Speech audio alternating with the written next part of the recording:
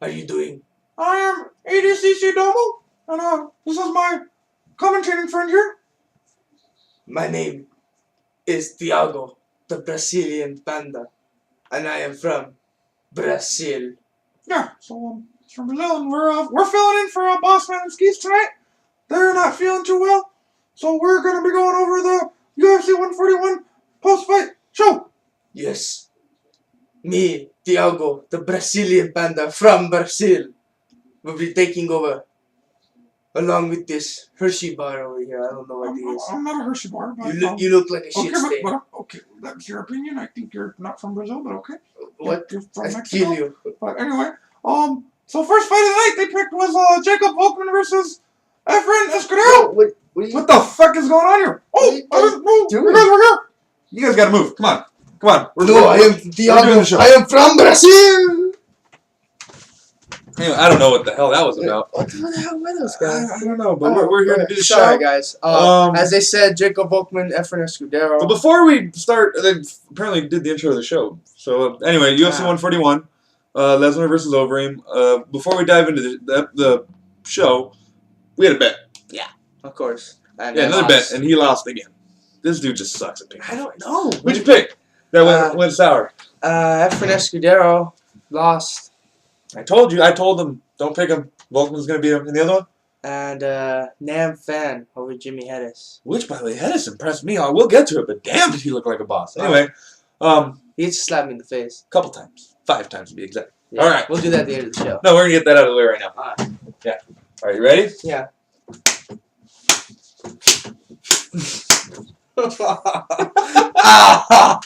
That shit sucked. Okay, dive right into the Facebook card. Jacob Volkman versus Efren Escudero. Come on, you gotta do the video. Alright, okay. Jacob Volkman, Christmas Volkman versus Efren Escudero. Escudero, it was his return fight to the UFC. He lost to Volkman by unanimous decision. I think it was 29-28 across the board. Not too sure. Volkman just uses superior wrestling. He really just cuddled with him. Yeah. To be honest, I'm not a fan of Volkman by any means, but we're doing bets here, and I don't want to lose a fucking bet, so I'm gonna go with the guy that's probably gonna win. Yeah. Escudero in the third round, he looked dominant. Not dominant, but he looked better than he did the first 2 rounds. He won that round. He won the third round. He almost choked out Volkman, but anyway, couldn't get it. He lost the fight. I don't know if he's gonna stay in the UFC or not. He just didn't look too good at all. But, well, let's get to our, to prelim fights. First fight was Anthony Njokuani versus Danny Castillo. Very entertaining fight. It was a very good clash of styles. Njokuani showed pretty improved takedown defense. Castillo, who isn't a slouch when it comes to wrestling, he had trouble taking him down. Yeah. Njokuani definitely was owning him on the feet. Yeah. Without a doubt.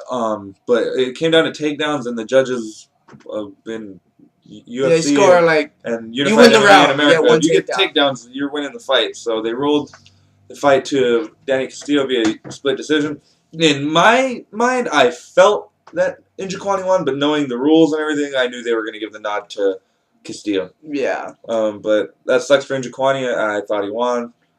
You can argue the dude's undefeated in the UFC. He fought Barboza. A couple people say he got robbed there. But that's neither here nor there. Good fight anyway. Moving on. Then the last Spike prelim fight was Ross Pearson's featherweight debut against Junior Assunção. That guy is ugly. He's ugly. Sorry. I'm sorry. Yeah. The first round, Assunção seemed to be troubling Pearson on the feet. And he took like a little a Machida-esque stand-up approach, being very elusive. Pearson had trouble tracking him down, felt he was running away the whole time, but after the first round, he kind of got his timing and everything. So Pearson, in the second round, he rocked Assunção. He even went for a takedown. He got him to the ground. Assunção pretty much ran away in the third round. Yeah.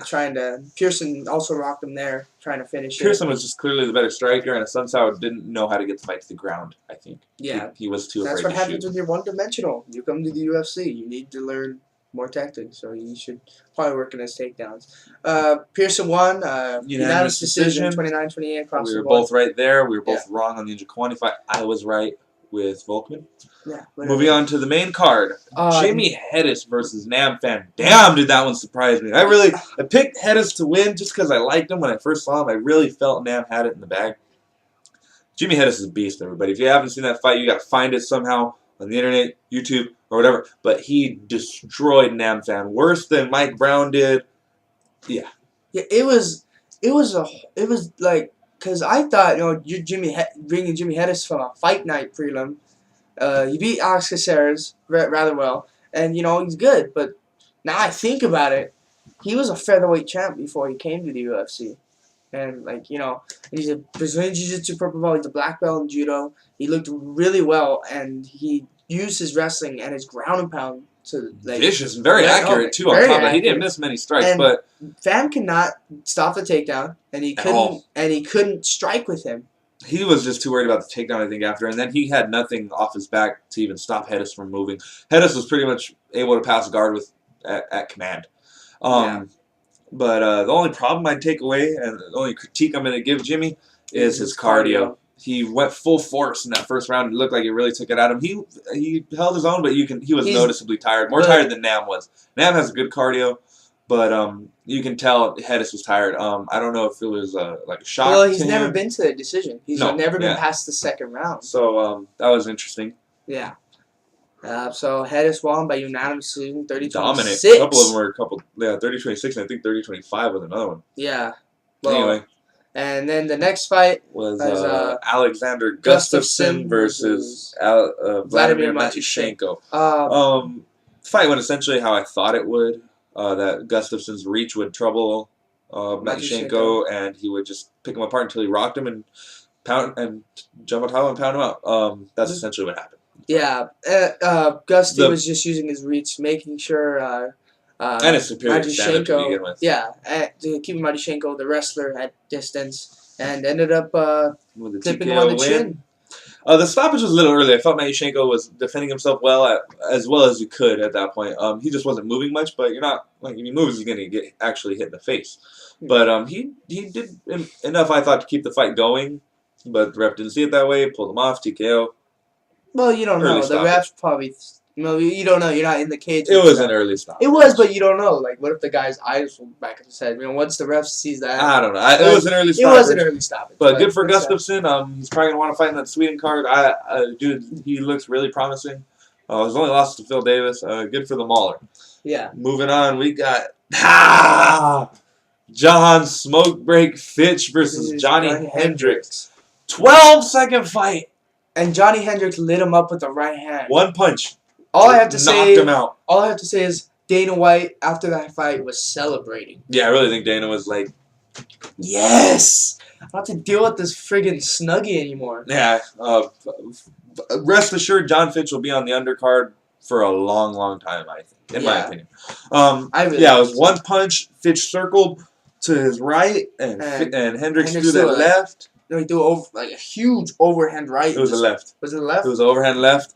Boom. Connected, and he hit the floor. Fitch was out already, and Hendricks jumped on him, punched him one more time. But it was a miss. It kind of hit him in the throat. Yeah. But, it was a good stoppage. Hendricks is definitely up there now. I'd say he probably fights Ellenberger after Ellenberger destroys Sanchez. We'll get to that later, though. When that fight comes up. I'm just giving a sneak. Yeah, and then... moving on to the co-main event. Nate Diaz versus Donald Cerrone. Kind of a sort of one-sided fight. It was one-sided. Than I thought it would be. Nate Diaz put a whooping on Cowboy, and he made it look easy. Pretty much. I was just shocked that Cerrone, who trains at Greg Jackson's, getting outstriked after that first round, would not go for the takedown. It was, like I said after the fight, it was a pride thing that got to Cerrone. He felt that all the shit talking was going on. He needed to back it up and stand with it. He flipped him off during that little thing. So he was getting owned on the feet. Cerrone's wrestling pedigree is much better than Diaz's. He definitely could have taken him down, and his jiu-jitsu is enough to hold his own on the ground to not get submitted. He easily could have taken him down, ground and pound, and he would have won on points, but he wanted to stand with him. It was a pride thing that got to him, and he lost the fight. Don't know what to tell you, man. Diaz looked phenomenal. His boxing is amazing. He shattered the record for significant strikes landed. I think it was 238 he landed. And it was set by, the old record was set by his brother, Nick Diaz against BJ Penn at UFC 137 back in October. That wasn't even that long ago, and No. he already broke the record. 238 significant strikes. Yeah. And the, Dominant performance for Diaz. He looked good. Yeah. I don't know what's next for him, but it scares me that Diaz has gotten this good since the Rory McDonald fight. It really scares me. A terrible matchup for any lightweight at this point right now. He's like, and he's a younger. I think, to be honest, I'm not going to compare him to his brother, but you can probably. He is a younger version of his brother. It's and obvious. it's going to be Same scary person. when he gets a little older. We'll see what happens. Yeah. He's got to be inching closer to a title shot. Taking out Cerrone, who won 4 fights this past year. Yeah, ruined his 5-fight streak. Yeah. You know? Moving on to the main event. Oh man. Well, you know, I was really excited for this fight. I was a little nervous. I was like, okay, because this fight is those type of fights when any guy can win. Yeah, it was 50-50 toss-up. Lesnar gets the takedown. He's going to ground and pound Reem to a TKO. Reem lands a big shot. He's going to TKO Lesnar. Whatever landed first, and what landed first was an uber knee, ladies and gentlemen. Well, Lesnar went for a takedown early on in the fight. He got stuffed, and he got punished for it. With a knee. Reem, I think after he landed the first knee, he knew something was up, and he would just walk Lesnar down, clinch with him, knee, and then a liver kick from hell. And if you look if you watch online, the fight, just listen to the kick. If you watch it at home or whatever, you can hear the kick land. It's just gonna snap. Yeah, right to Lesnar's gut. Lesnar hit the floor, turtled up. Reem jumped on top and dominated him. It was destruction. He beat Lesnar better than anyone who's beaten him. And I'm a Cain Velasquez fan, and I'm gonna say Reem beat him better. He did beat him better, and he beat him quicker. Yeah. It was I think it was a 3-minute fight. Something like that. Yeah. But anyway, hats off to Reem. Oh, Lesnar retired after. That sucks. I don't care. Mm-hmm.